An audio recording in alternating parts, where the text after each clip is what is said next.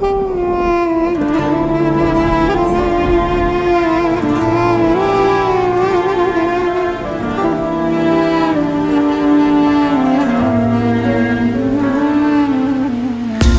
to'kar jim ko'zlarim, aytolmaydi so'zlarim, topolmayman izlariz endi.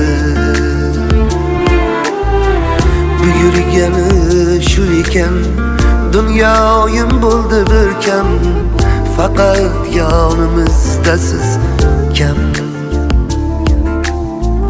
Tirikman go'yo jonsiz, osmonim qoldi oysiz, sizsiz to'ldi dilga g'am, mudom qalbimda borsiz.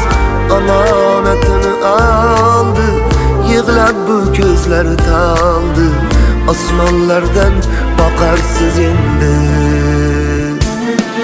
Yuragim yondi, dilimda qoldi, jannatlardan boqarsiz, dilsizim, dilso'ram. Oh yuragim yondi, ne ko'zlar qoldi, ortingizdan zor-zor, qiyomatga qoldi diydor.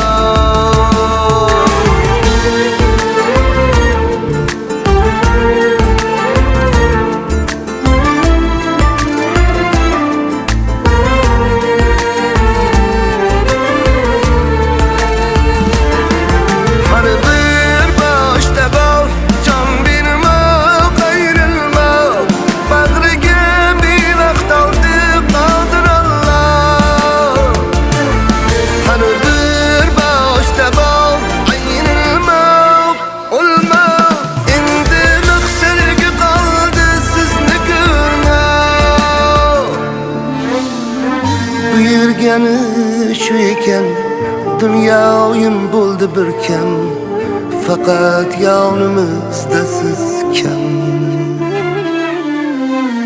Bu hislarni o'zga bilmaydi,